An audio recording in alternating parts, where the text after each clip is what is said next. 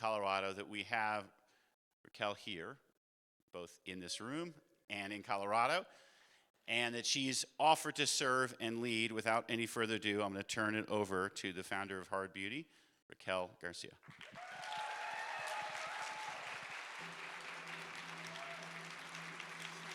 So are you. Oh.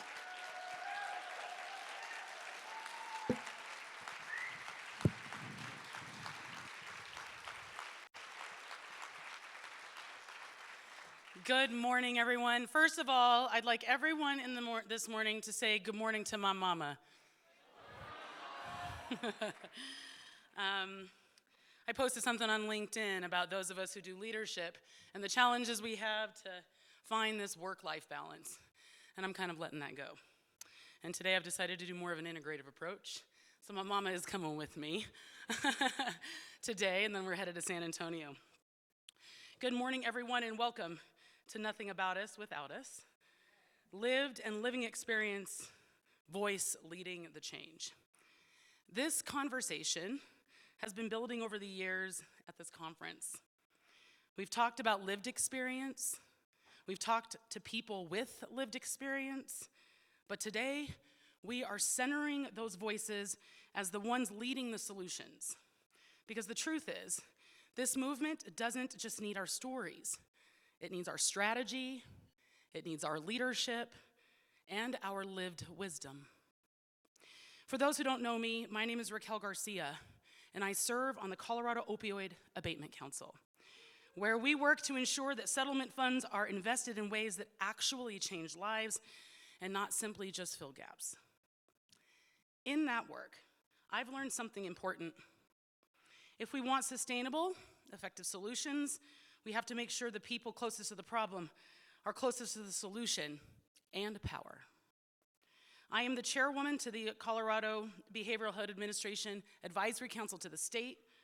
I also created Hard Beauty, a whole life, whole family recovery hub created right here in Colorado. And as of January 25th, I celebrated 15 years in active and sustained recovery.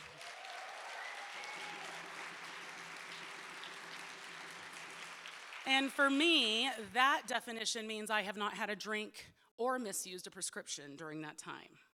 That's the heart of this panel we're going to have today, because no one understands recovery, re-entry, harm reduction, or prevention better than those of us who've lived it, survived it, and turned that pain into purpose. You'll hear that theme today, the one Jamie spoke of, that those of us closest to the problem are closest to the solution, and it's not just a catchy phrase. It's a call to reorder how we think about expertise and leadership. For too long, systems have asked people with lived experience to share their story, then sent them home before the real decisions were made. But that's not leadership, that's tokenism. And today is about a different model, which we actually get to exercise all the time. And I always say this publicly, my favorite council, and where I actually experienced what equity felt like in my bones, was when I joined the Colorado Opioid Abatement Council.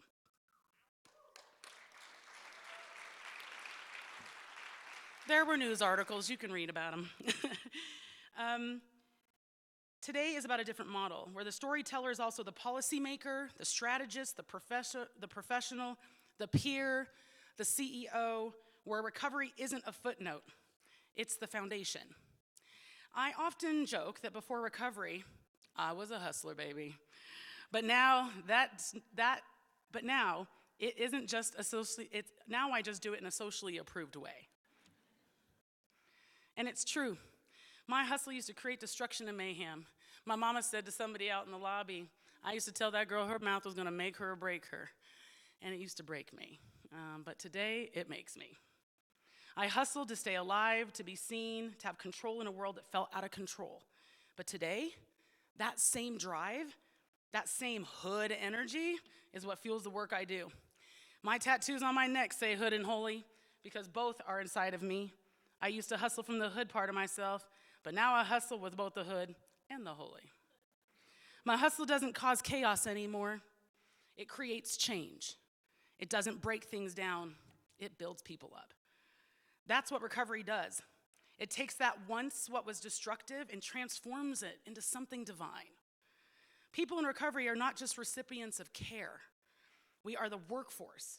We are the voters and the parents and business owners and taxpayers driving the economy forward.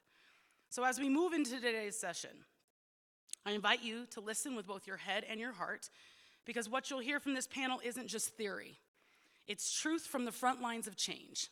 Many of these people, we've been at war, y'all, for a minute together. I'm excited to invite you on the stage. So as we move into today's discussion, this is what nothing about us without us really looks like in action. All right, y'all, panel, let's get this thing started. I'm inviting to the stage Tony Fernandez from Hard Beauty, MJ Jorgensen from North Colorado Health Alliance, Lucrecia Medrano from Yarrow Collective, and Keith Spencer from the Other Side Academy, and Betsy Kraft from Arapahoe County Public Health.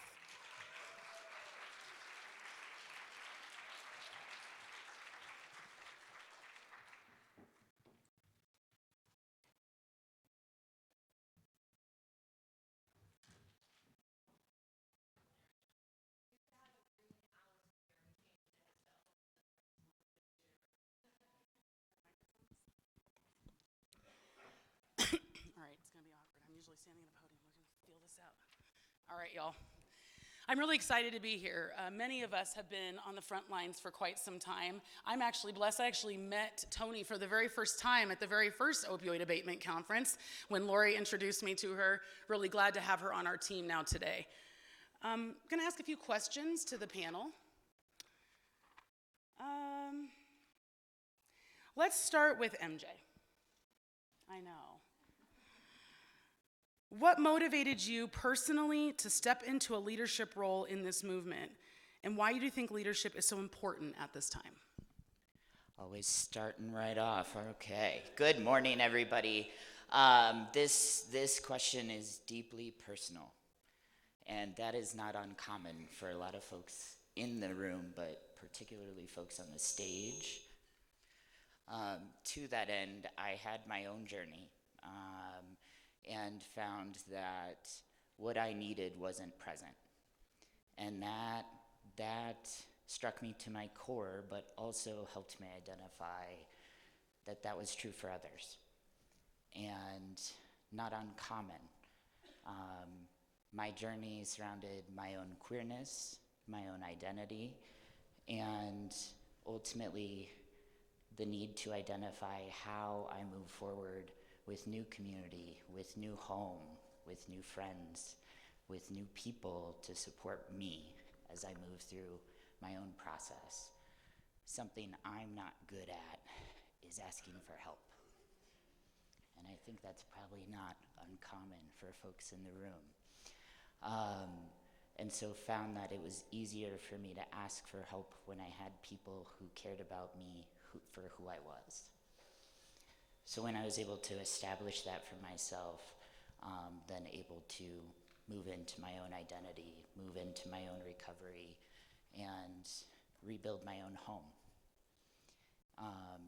From there, I always had a knack for systems, and kept looking around and saying, well, these are systems issues, not just my issues. This is a systemic problem, not just my problem, and we've got a lot of work to do. And so to that end, started doing that work. That's why I'm here.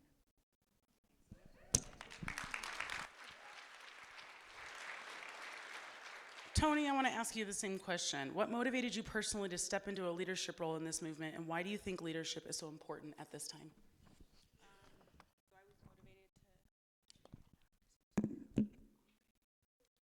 I was motivated to step into leadership because I've lived this life. I've been on both sides of it. I know what it's like to struggle, to feel unseen, and then to finally find hope through connection with peers and peer support. When I saw how powerful that connection could be, especially in the San Luis Valley, I knew that I wanted to be that representation. It's about making sure our voices are heard, especially in rural communities where recovery and peer work are still misunderstood. This leadership is important right now because people are ready for change. They're tired of systems making decisions without the people who've actually lived it. I want to show that recovery isn't just possible, it's powerful. And when we lead together, we create space for healing, not just for ourselves, but for our whole community. Beautiful. From the San Luis Valley, y'all. Betsy, I'd love to ask you the same question. Thank you. Hello, everyone. My name's Betsy Kraft. I use she, they pronouns. And leadership to me is a responsibility. I think like all of the folks sitting up here have, lived and survived the overdose crisis. I myself have survived many overdoses, and I think it's about, thank you.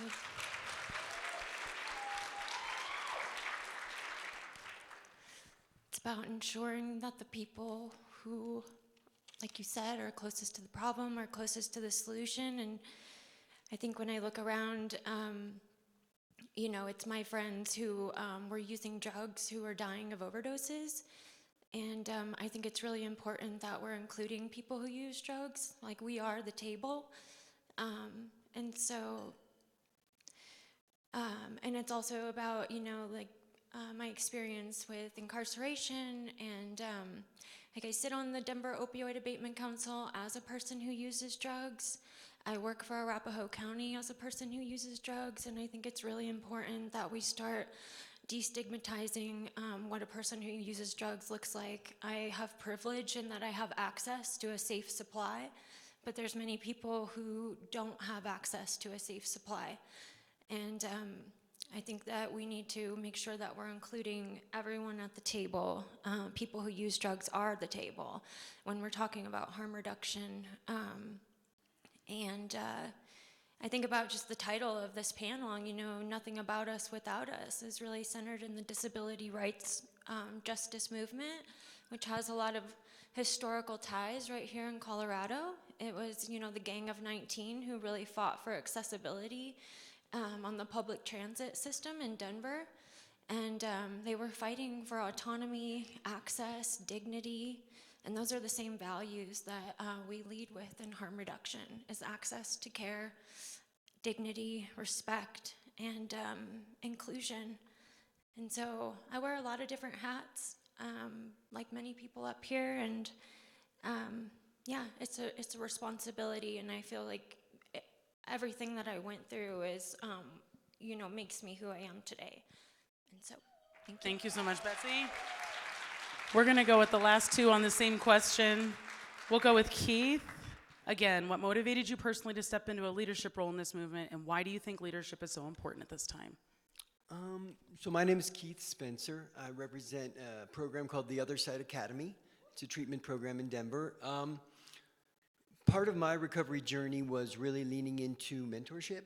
And, as I started to mentor, I started to realize that that was actually the best part of me coming out. But I also realized that I had an extensive knowledge of everything having to do with opiates. From the early 2000s, OxyContin, quickly to heroin, to needles, to infections, to abscesses, to homelessness, incarceration, people dying, Suboxone, methadone. I ran the gamut. I don't look like it today because of the Other Side Academy, but I have this crazy esoteric knowledge of this subject that you can't get at CU.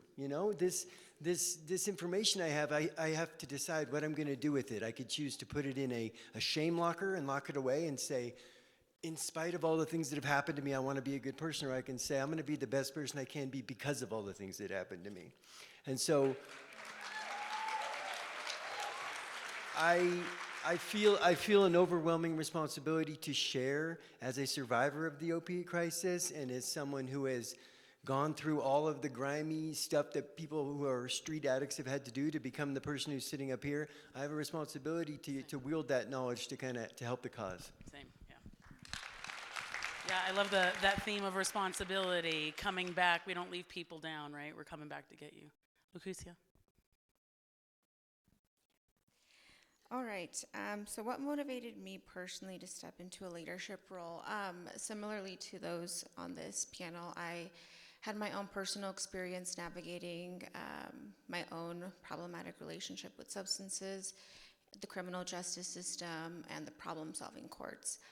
And what I found was that they were trying to fix what they viewed as the problem, which was the drug use, but that was very much a solution for me. And so in these abstinence-based programs, it's really what I needed, and it really was the foundational piece to where I am today. But what I found was that the services that were made available didn't resonate for me. They weren't working for me. And so in that, it gave me the opportunity to reimagine what my path could look like. And so I set on this journey to find a path that aligned with my culture, my roots, my lineage, my soul, and what I needed for myself. And along this journey, I found other people who were like, oh, me too, or same. And so from a really grassroots level, it really empowered me to create models of care and programming where people can feel radically loved, where there's radical patience in people's journey, and in radical acceptance of their, and being able to be, to find your self-worth past the problem. And so that's kind of what led me into my leadership role. Why I think leadership is so important at this specific time is that each and every one of you sitting in this room has your own wisdom and your own medicine that only you hold.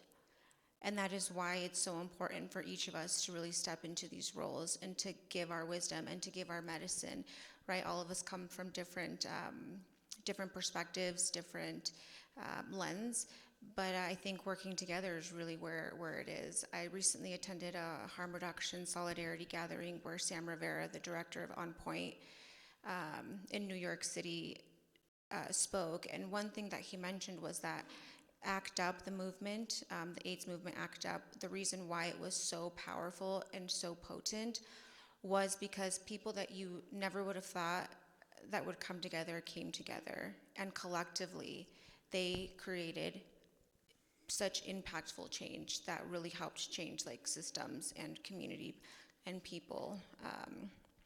I think we're like a soup, right? And so each of us is an ingredient, and we all need to be in these spaces, right? From those of us who have that lived experience, from doctors and clinicians, like our voice matters, and being able to not only listen but to acknowledge and to include people in the decision making and in the policy. I think is why leadership is so important at this time. It's also a sacred, it's also a sacred, it's a sacred duty, and it's really an honor to be in these leadership roles, to give voice to people who otherwise wouldn't have that possibility. Thank you.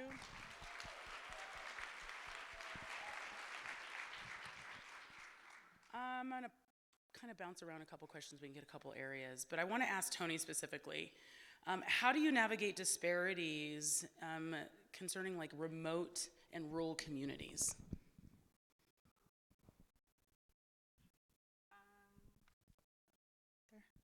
In rural communities like the San Luis Valley, disparities show up everywhere. Transportation, housing, treatment options, and even basic awareness about what peer support is. It can feel like we're doing a lot with very little. What's helped me is focusing on relationships. We can't build sustainability without connection. I work with whoever is willing, local partners, law enforcement, community organizations, faith leaders, anyone who's open to the idea that recovery looks different for everyone. By building trust and being consistent, we create sustainability through community. It's not about funding, it's about people believing in the work and seeing the impact that it has.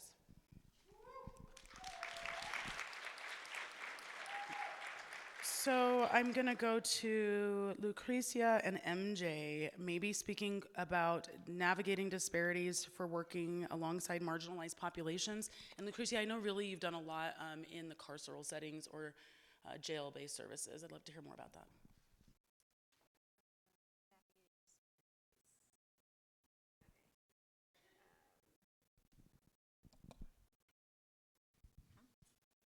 You wanna go, Betsy?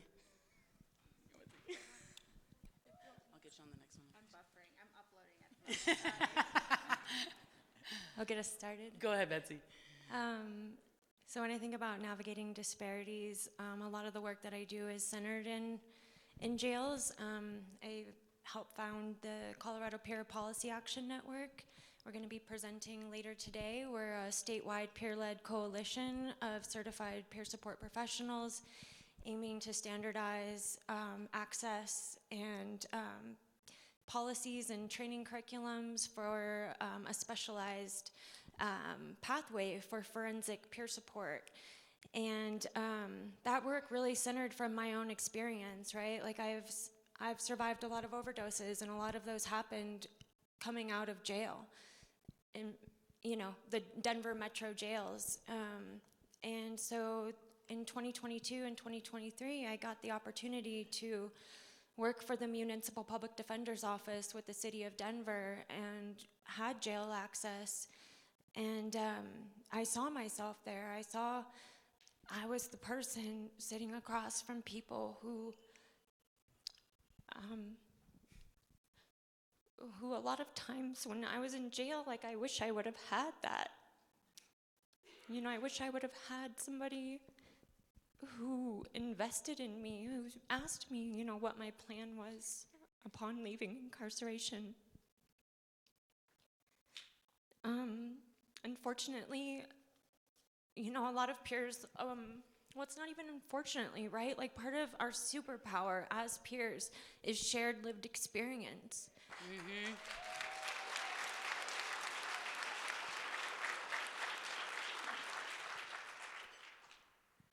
And to work inside of a jail, you have to have lived experience. And with that, a lot of times comes a criminal background. And so what we're aiming to do is to have the carceral system, the jails, Department of Corrections, see peer support professionals as behavioral health professionals. That's who we are. We've walked the walk. We've done an incredible amount of work. We are certified, and we are more than qualified to work inside the jails.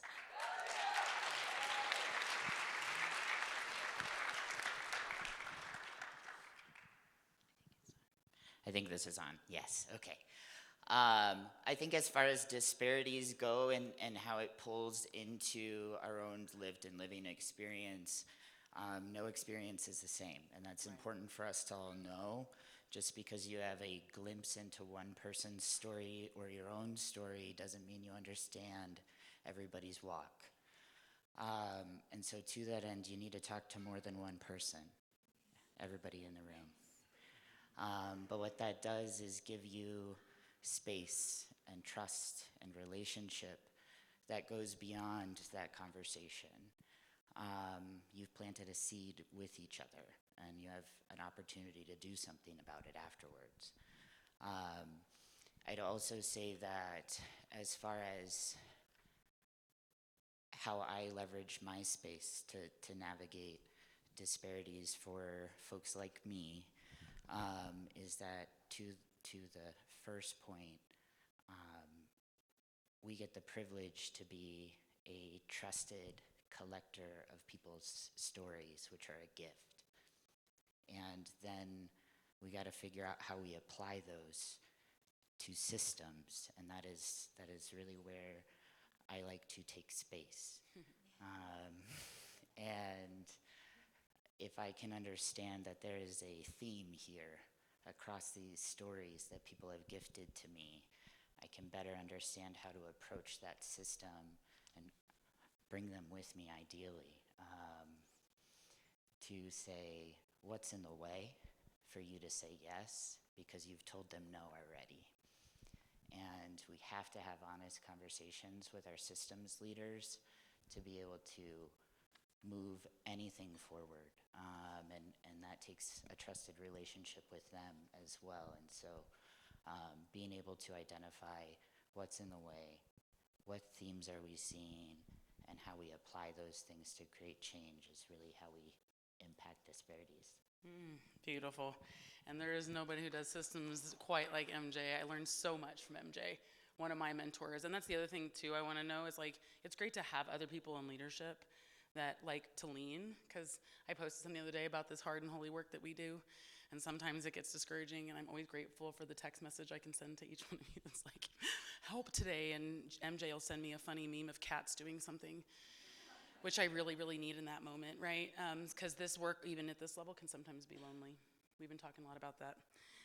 Okay, Rick, I'm going to ask you a question. Keith, sorry, wrong person.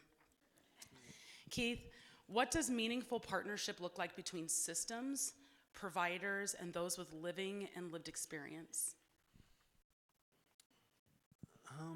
I think it really it's about collaboration. It's about taking the best parts of what everybody's bringing to the table. I really love what Denver County does. When they have somebody, when you go into Denver County and you go up to get arraigned, they have the judge asks you, would you like someone to help you navigate the justice system with someone with lived experience? I believe that as we talk about recovery and getting through this opiate crisis, we can use the lived experience in tandem with the clinical approach. Yeah. I know that my first, 5th, and 15th times in recovery or in treatment, I was a different person every time. And had I had a person with me, kind of like Betsy said, that had the same lived experience with me, they would know where I was at in that recovery journey. So I believe that it's not, one can't be without the other, and I believe that if we're going to make any kind of decision about moving forward with any kind of treatment or policy, having that lived experience attribute in there helps kind of navigate as a gatekeeper on which path to go down. Thank you so much for that. Lucrecia, I'm going to ask you that question. What does meaningful partnership look like between systems, providers, and those with living and lived experience? Okay, I got this question, you guys. You guys got to witness me downloading in real time. The way that I move personally is relationally, right? Like having a relationship with the people that you're working with. So for me, it's really important for that to be the starting point, right? Like, who are you? Let's get to know each other first and foremost, because when you know the people that you're working with, the work becomes easier. I also think that trust is a really important piece, right? Is like accountability and integrity and the ability to have hard conversations is really meaningful in partnerships, as well as I think having that as like the foundational should be like the starting point, and then the rest kind of happens organically and evolves once those foundational structures have been in place first. Thank you. Betsy, what challenges or pushback have you encountered when advocating for living and lived experience leadership specifically? I think first and foremost, it's the stigma. We face a lot of stigma, whether it's working to get certified peer support professionals inside jails, or if it's centering the voices of people with living and lived experience, in particular people who use drugs. I would like to just invite, we have 19 regional opioid abatement councils, and I think we need more representation of people with living experience. People currently experiencing what it's like being unhoused, people that who use drugs, the drug supply, the unregulated drug supply is just growing more and more toxic, and we have an opportunity right now to really invest into drug checking, and this would allow us to save lives in real time, rather than learning about it 4 to 6 months later. And I just want my friends to stop dying.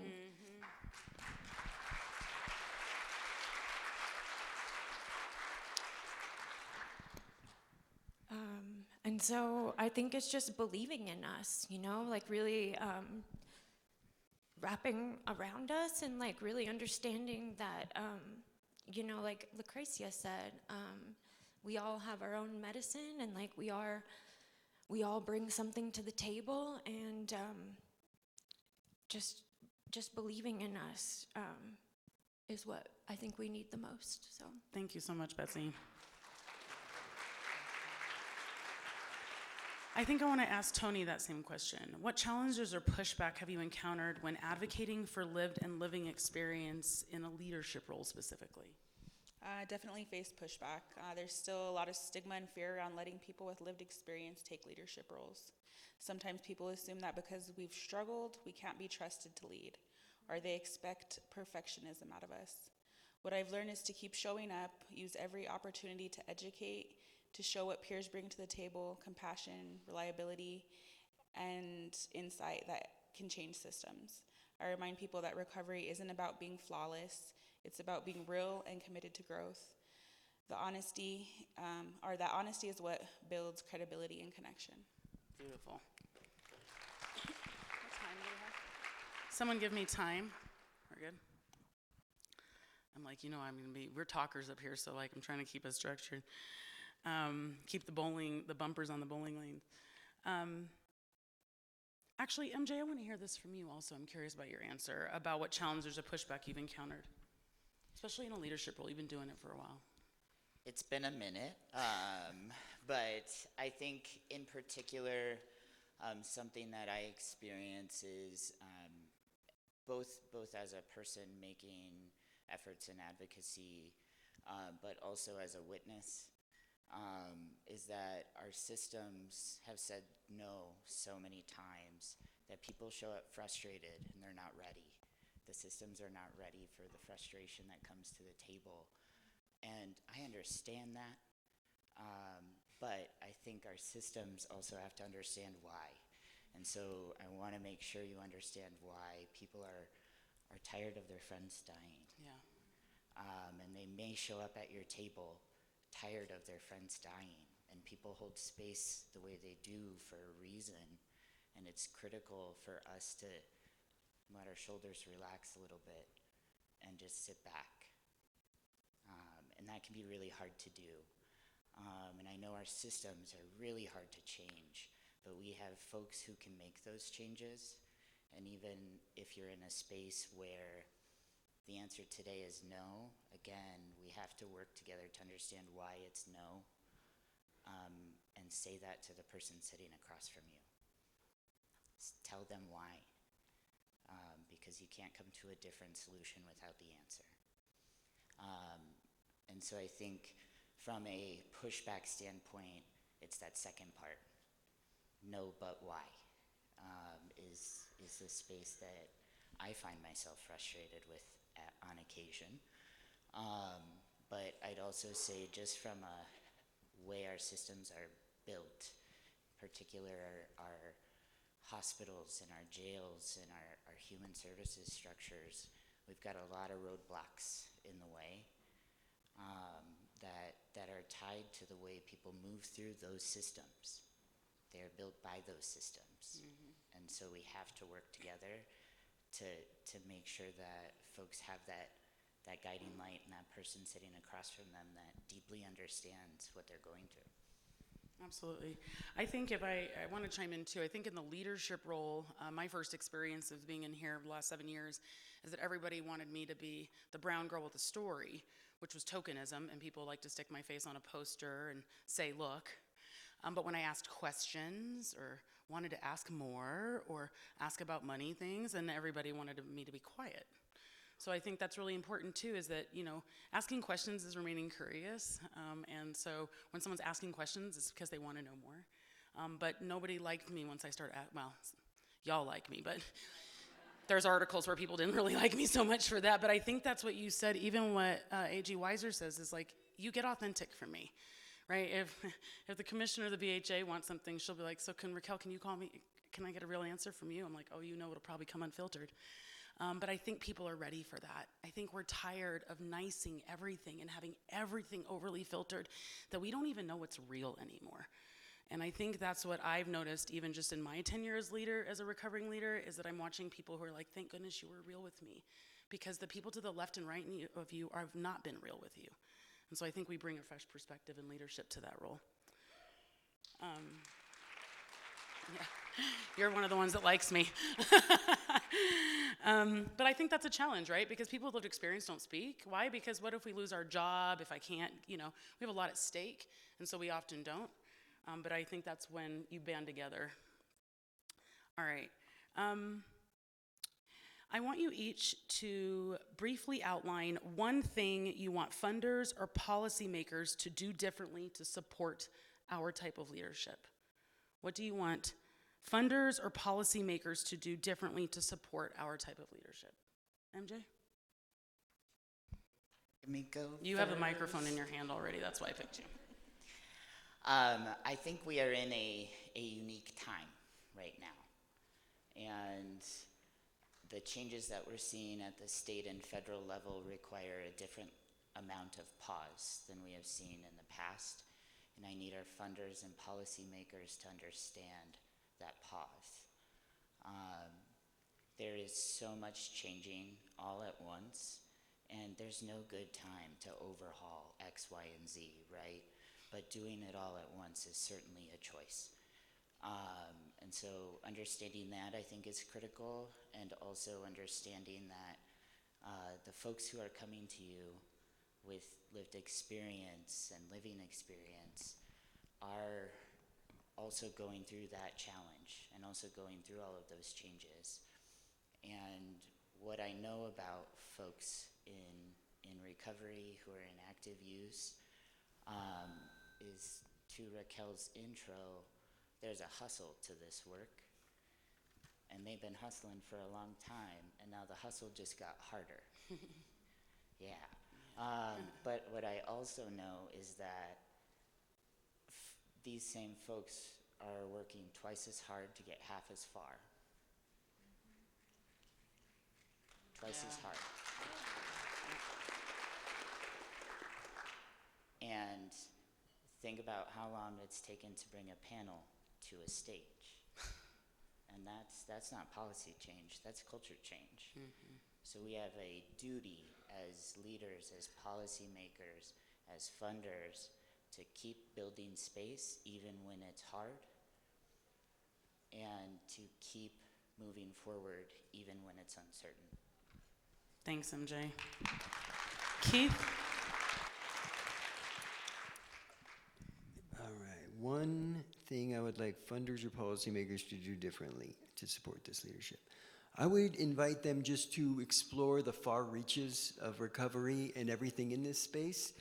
The program that saved my life is a recovery program that has nothing to do with your classic clinician-based treatment. It is a completely peer-driven program where people with lived experience held me relentlessly accountable through the whole process. So I think that as we focus on how recovery looks in our jails and our prisons and the requirements we give in probation, we need to say, is the clinical approach always the correct one for everyone? And I believe that really experimenting and looking deep into all the different other possibilities of what rehabilitation could look like is the way to move forward with that. Love that. Thank you. Yeah, absolutely.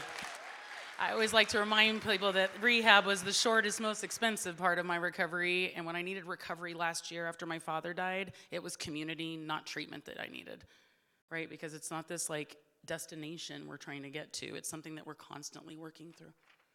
Lucrecia? A brief thing you want funders and policymakers to do differently to support leadership. I think in my experience, and I'll speak for myself as well, is sometimes there's fear in what I don't know or what I don't understand. And so I would really invite, when certain things are coming up, to really check in with yourself and to kind of see like where maybe some potential resistance or, what's coming up for you. And I would really lean into curiosity. Because when you lean into curiosity, there's so much magic that can happen when you ask curious questions, or like Raquel said, right, asking questions. I think one of my powers that I hold is I hold deep curiosity about other people, about other programs, about other systems. And so my kids even say it now. They're like, Mom, can I ask you a question? Or because I'm always, one thing that I love to do is ask people, like, can I ask you a question? But it's really embodied in like deep curiosity to understand deeper what it is that I don't understand. I love that. Thank you so much, Lucretia. Tony, and then we'll close out with Betsy on that question. So for me, what I'd love to see from funders and policymakers is just more trust and investment in lived experience leadership. not just inviting us to speak, but supporting us to build sustainable programs, to train and pay peers fairly, and to grow this movement within our communities. I love that. Thank you, Tony. Betsy?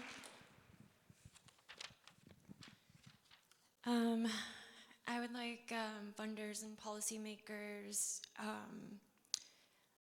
to consider equity and who's not at the table.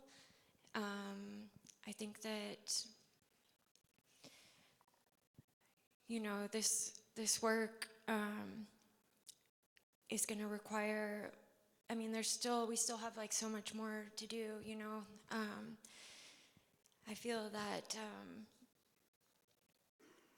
it's just really, it's about equity and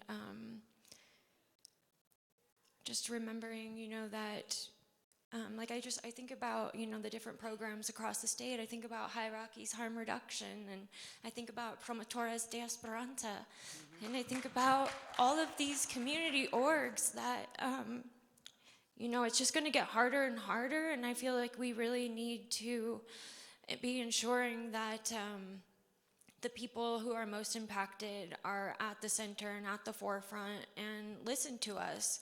And quite honestly, we also need to be compensated for our time and our expertise.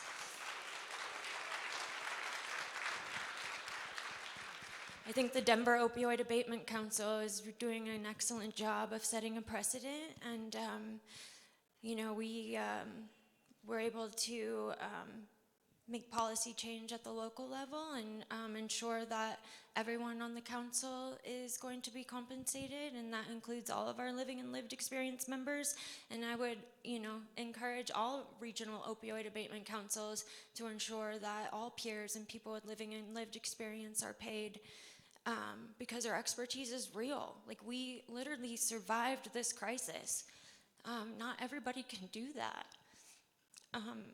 And so I think it just it speaks a lot that we're standing here and we're in the same room as all of you. And we didn't get here by having a title. Like, a lot of you just got your position because of your title.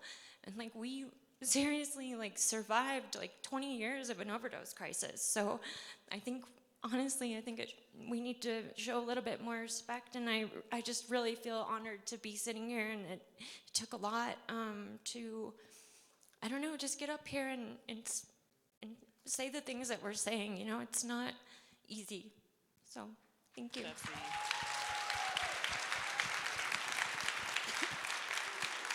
I like to remind systems that you guys have all been here before, and you tried it and you failed. Without us, you failed. With us, you win. With us, we all win. We watched systems for years. Like I said, treatment was the shortest, most expensive part of my experience. And when I'm in struggle, it's not treatment that I need, it's community. And also having purpose and having a workforce, I agree, we need to be funded for that. Funded, because again, right, checkboxing is not gonna work for us. I won't speak at your tables anymore. We've got bills to pay, colleges to provide for our kids, lights to keep on, just like everybody else. So funding is really important. And then when I want to say leadership at the table is to let them have power in that. Don't tokenize people. Actually allowing people to have, you know, I always say at the Attorney General's office, I actually am a voting member. I'm not a token. I've been able to vote on the $900 million that comes into this state. All right, we're gonna do a lightning round. We're gonna close out in some joy.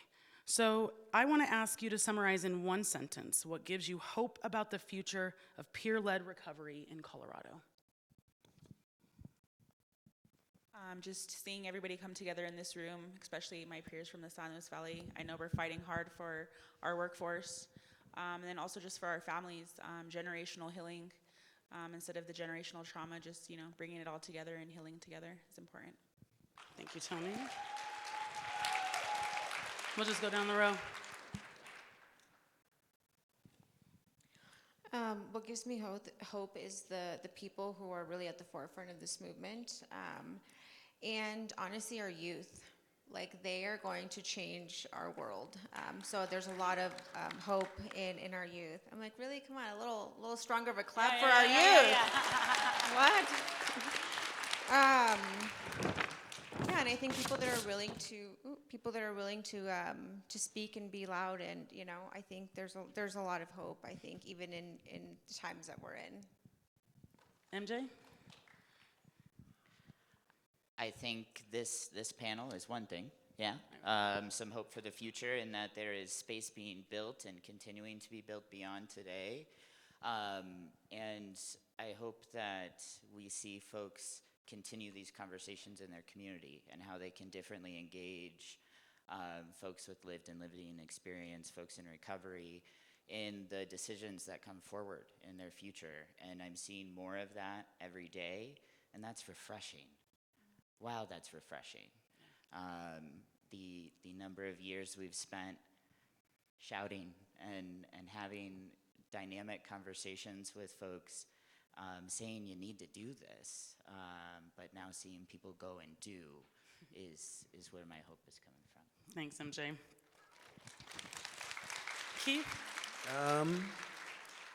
My hope comes from just the curiosity and critical thinking that goes into something like this conference, that we live in a state that has the resources that it does, that's committed to doing what it's doing, and then we have an attorney general that is holding us all accountable, holding the money that comes in accountable, and just, I know in the 15 years that I was before being on this panel, I would have never met the attorney general. And here I am in the same room as him. So I feel like that is a massive step forward. So that gives me a lot of hope.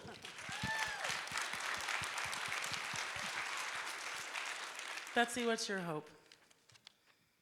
I'd say my hope is the fact that we're all sitting up here, and we have, the Colorado Peer Policy Action Network up on the slide behind us. We're, like I said, a statewide peer-led coalition. We're unfunded, and we've been working for 2 years to get into jails. And I just want to remind our law enforcement partners and public health partners that we want to do this work alongside you. We want to be partners with you. And, we, like I said, we're qualified behavioral health professionals, and we're just really excited to continue doing this work. And it gives me hope just being up here today. So thank you. My hope came out at the first opioid abatement conference. We were in Montrose, Colorado, and at the end of the conference, there were a bunch of food trucks out in the parking lot. And in those food trucks, everybody, after, public and healthcare things, everybody drinks alcohol, which I found very shocking. We just had a conference about people dying. We're going to talk about opioids. Alcohol still kills more people. And I was in shock. And I sat in a room. Actually, Attorney General had us all in the room as a council. And he looks at me and says, Raquel, was it strange that we were drinking? I said, sir, very much so. Absolutely. I've never been, having a conversation with somebody over a glass of wine. I'm someone who struggled with alcohol use disorder. And he said, cool, done. Never again has there been alcohol served after a conference. And actually publicly, he got on and said there will be no more alcohol served at the conference. And I was like, damn, he listened to me. So it wasn't just having me at the table. He actually absorbed what I said and knew that it was awkward for people in recovery to have conversations over a glass of wine, and removed it. And so that was a big hope moment for me. And I do get to sit in a lot of amazing places. I get to I visited 28 hospitals in the state of Colorado alongside Dr. Stater, where are you at? I see you in here. Where we have actively been working to shift medical systems and doing stigma and bias training. So and for me, my prescriptions came from a doctor. So my addiction to opioid use disorder, I got 2 blocks from Swedish Hospital, where they served me 90 pills a month, and I became grossly addicted to opioids. And those same people didn't let me get off of that medication. They made me an addict and told me it was my fault. But the pills were addictive, and nobody told me that. And at first, I didn't love to be in hospitals, and I didn't even like to be next to doctors. And now I'll walk in a hospital by myself and talk to a doctor by myself. And that's a lot of the work I've been able to do with Dr. Stater, is working alongside those medical systems. So working with those, working next to people like that, that's what gives me hope. That gives me hope, because I do hear hospitals saying, hey, I don't know any different and I want to know more. That's where the hope lies in me, is hearing systems, being able, we hear a lot, there's a lot of negative out there, but I get to hear a lot of good. So that gives me hope. And I just want to say that's our closing remarks for this morning's panel. Tony, MJ, Lucretia, Keith, Betsy, thank you so much, y'all. Can we give a round of applause? Yes, everyone stand up for our incredible panel. Everyone on our stage, please stand. We'd love to have you stand as well. Incredible panel today. Their courage, their bravery, their hope. And this is a reminder, everyone. We will be taking photos of you all, and please tag everyone. Put out those quotes that you're hearing. Raquel, you were the inspiration. You created this quote. It's hashtag, yes. So this is Raquel. Did you want to say it real quick? No, those that are closest to the problem are probably closest to the solution. That is Raquel's statement. And if other people have quotes you heard today, tag them. We want this story, this message to get amplified. We need it to go to not just the corners of this room, but throughout the state. So we invite you all, one more round of applause for our incredible panel.